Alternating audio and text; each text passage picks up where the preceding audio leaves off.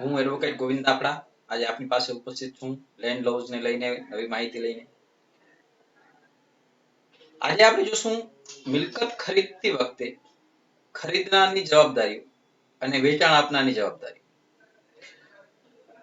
આપણે જ્યારે કોઈ મિલકત ખરીદી રહ્યા છીએ તો એ મિલકત આપણે આપણા વારસોને પણ ભોગવી શકે, વારસોને પણ એના બેનિફિટ મળે એના માટે ખરીદતા હોઈએ. પણ ઘણી વખત એવું થાય કે આપણે મિલકત ખરીદતી વખતે બહુ બાબતોને ગણકારતા નથી. ટાઇટલ જોયા વગરની ઘણી વખત ખરીદેલી મિલકતો એ લિટિગેશન ઊભા કરે અને એના કારણે મિલકત વિવાદમાં પડી હોય. મિલકત ખરીદવી એ એક મોટું કામ છે, કારણ કે એ મિલકત ખરીદવા માટે તમે જમા કરેલા નાણાં ને તમે એવી જગ્યાએ રાખી રહ્યા છો જ્યાંથી તમે એવું ઈચ્છો છો કે મલ્ટિપલ થાય, એ વધે. ભલા માણસ કોઈ એવું હશે કે જે મિલકત નુકસાન થાય એના માટે ખરીદે? કોઈ ન.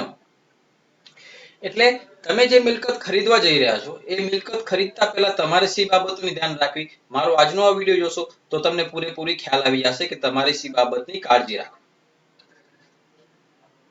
મિલકત ખરીદતા પહેલા સૌથી પહેલું એ નક્કી હોવું જોઈએ કે આપણે જે મિલકત ખરીદી રહ્યા છીએ એ કેવા પ્રકારની છે. બીજું છે મકાન અને ત્રીજું છે ખેતર અથવા વાડી. પ્લોટ અંગેની તમને માહિતી આપવાની શરૂ કરું તો સૌથી પહેલા તમે જે રહેણાંક હેતુનો કે ઇન્ડસ્ટ્રીયલ હેતુનો કોઈ પણ હેતુનો જ્યારે ખુલ્લી જમીનનો પ્લોટ ખરીદવા જઈ રહ્યા છો તો એ પ્લોટનો તમારે સૌથી પહેલા કબજો છે કે નહીં, એનું સીમાંકન થયેલું છે કે નહીં એ જોવું પડે. એ જોશો તો તમને ખ્યાલ આવશે કે એ જમીન પર કોઈનો કબજો નથી અને ખુલ્લી છે. જો ખુલ્લી છે, કબજો નથી અને એવું હોય ટાઇટલ એવી બાબત છે કે જેની અંદર ઘણી બધી વસ્તુ જોવાની.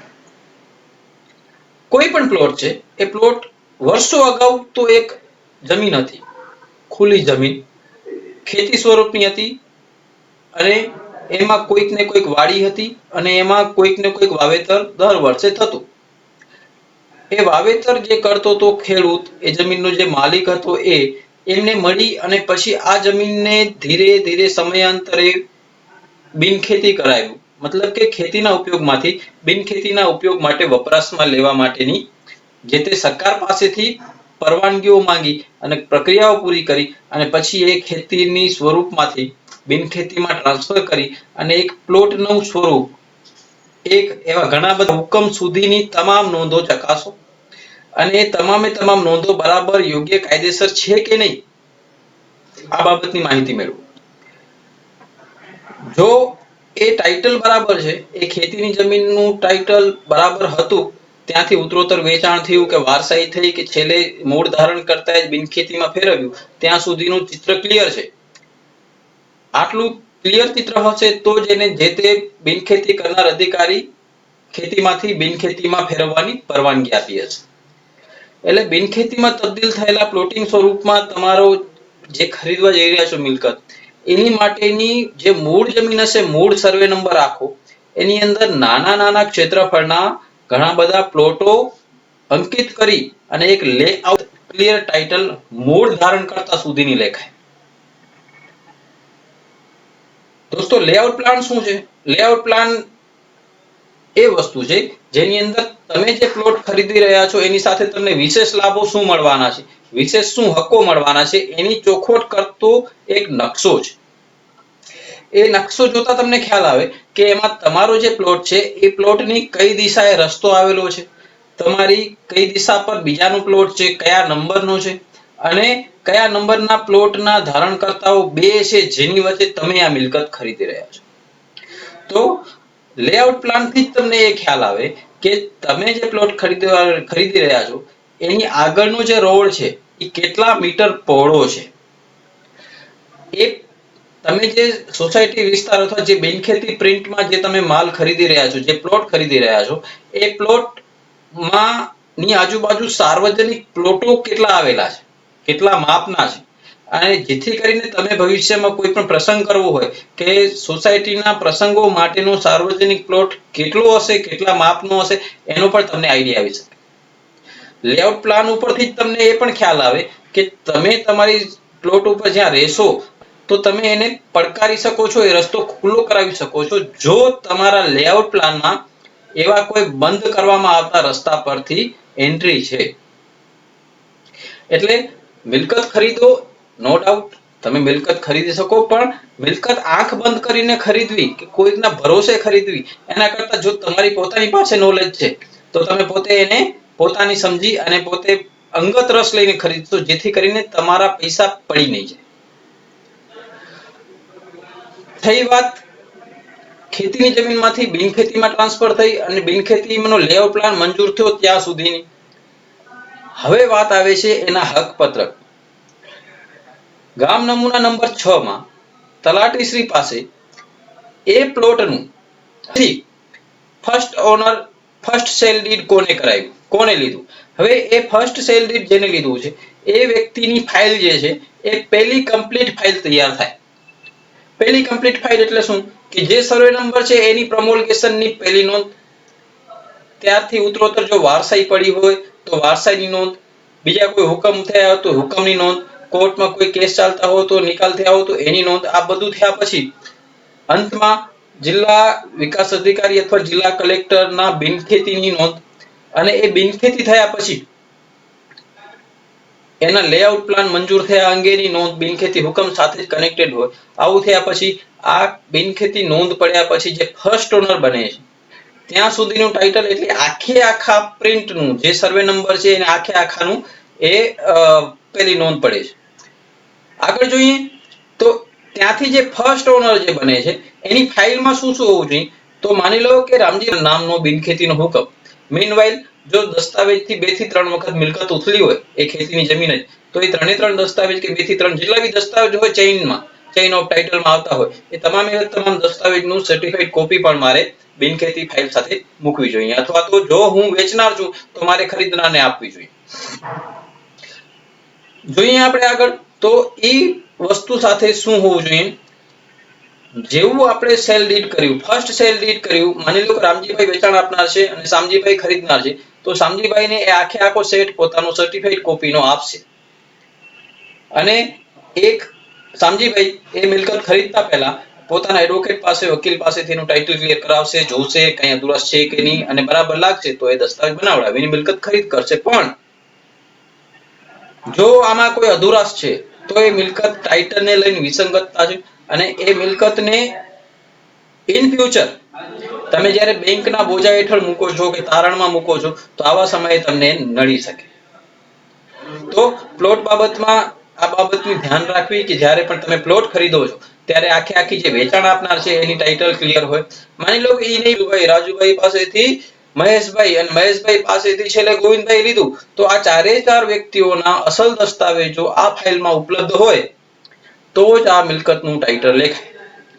માની લો કે એમાંથી કોઈ પણ વ્યક્તિ એમ કે છે, મતલબ કે ચેઇન ઓફ ટાઇટલ જ્યાં તૂટ્યું, જ્યાં કોઈ એક વ્યક્તિ એમ કહેતું હોય કે મારી પાસે અસલ દસ્તાવેજ નથી અને મારે વેચવું છે અને મેં વેચી નાખ્યું, ઉત્તરોત્તર તમારી પાસે આવ્યું, તમારી પાસે 4 વેચાણ આપનાર અગાઉ હતા ટાઇટલમાં, પણ એકાદો ખૂટે છે, એકાદો દસ્તાવેજ અસલ ઉપલબ્ધ નથી, તો શું કરશો?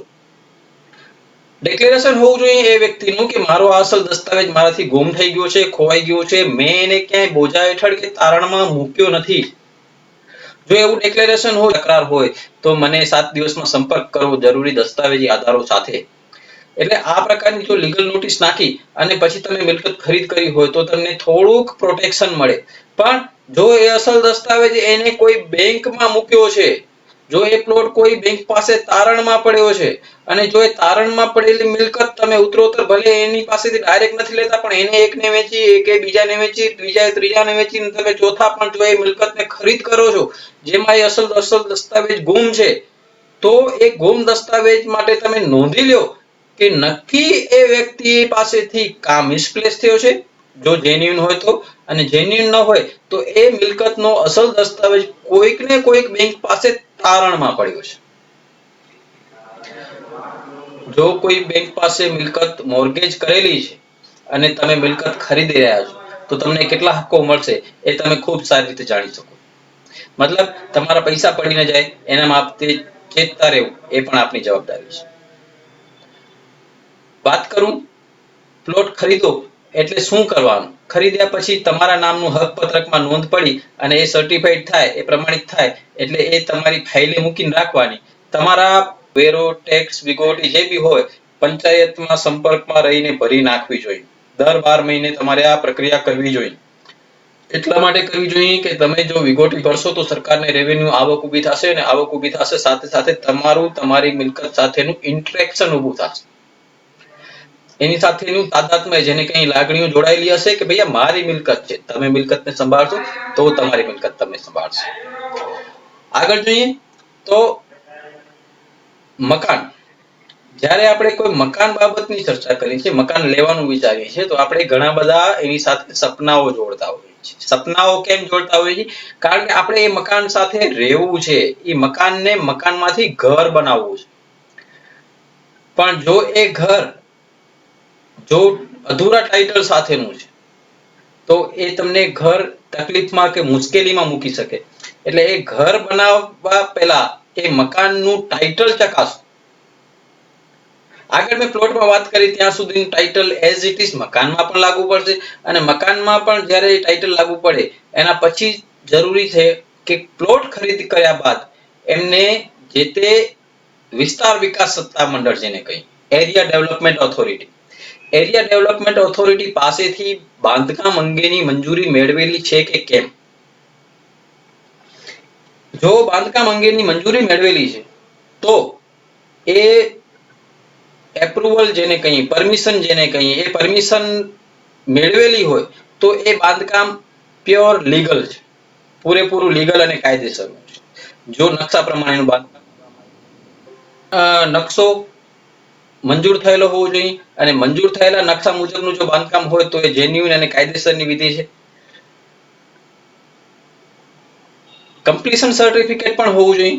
અને એટલે જો રહેણાંકનું મકાન છે તો એનું નગરપાલિકા કે પંચાયતના વેરાઓનું છેલ્લી પ્રોપર્ટી કાર્ડ, છેલ્લો પ્રોપર્ટી ટેક્સ ભર્યા અંગેની પાવતી મેળવી લેવી, સિટી સર્વેનું પ્રોપર્ટી કાર્ડ મેળવી લેવું અદ્યતન, અને ગ્રામ પંચાયત હેઠળ આવતી હોય તો છેલ્લી હક પત્રકની નોંધ જોઈ અને ત્યારબાદ જ આવી મિલકત ખરીદ કરવાની.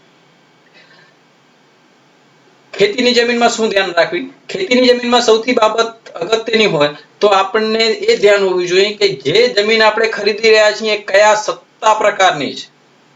સત્તા પ્રકાર બહુ મહત્વની બાબત. આપણે એ જમીન ખરીદવાથી નુકસાન થઈ શકે. નુકસાન શું થઈ શકે કે નવી શરતની ખેતીની જમીન એ નોન ટ્રાન્સફરેબલ છે. સરકારના પ્રતિબંધો છે કે નવી શરતની જમીન છે એને વેચવી નહીં, વેચતા પહેલા પરવાનગી લેવી પડે. એટલે કે નવી શરતની ખેતીની જમીનનો દસ્તાવેજ ન થાય પણ એને જૂની શરતમાં તબદીલ કરવી પડે, અને જૂની શરતમાં ફેરવ્યા બાદ જ આપણે એને વેચાણ ખરીદના વ્યવહારો કરી શકીએ. એટલે વિશેષ મારો એક અલગ એપિસોડ હશે ખેતીની જમીન બાબતેના ટાઇટલ ચકાસવાનું. એમાં આપને હું બતાડીશ કે ખેતીની જમીનમાં ટાઇટલ કેવી રીતે ચકાસવું. પણ આજે હું તમને એ બતા દઉં કે ખેતીની જમીનનો મૂળ ધારણકર્તાની પ્રથમ પ્રમુલગેશન નોંધ થી કરી મેન્યુઅલ 7/12, મેન્યુઅલ 7/12 પછીની ઉત્તરોત્તર તમામ નોંધો એ જોઈ ચકાસી અને ત્યારબાદ જ એ જમીન ખરીદ કરવી.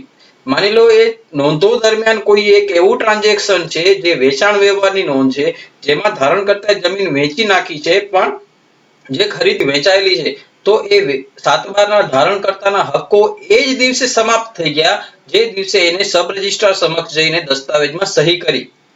માત્ર 7/12માં નામ ચાલતું હોય એનો મતલબ એ નથી કે વેચાણ આપનાર એ માલિક છે. એટલે રહી વાત ટેકનિકલ એરર જેને કહીએ કે 7/12માં નોંધ દાખલ થઈ, પ્રમાણિત નથી થઈ, તો એ પ્રમાણિત કરવાની પ્રોસેસ ખાલી બાકી છે. બાકી એક વખત વેચાયેલી મિલકતના જો દસ્તાવેજ ફરી પાછું તમે ખરીદ પણ કરો તો એ મિલકતનું ટાઇટલ તમને નડે છે અને એમાં તમને પ્રોટેક્ટ કરતી નથી. આજની માટે આટલું જ. આપણે આગળ જોશું ફરીથી નવા એપિસોડમાં ખેતીની જમીન સંબંધેનું પૂરેપૂરું ટાઇટલ ચકાસતા શીખો. અને ત્યાં સુધી મને રજા આપશો. જય શ્રી કૃષ્ણ.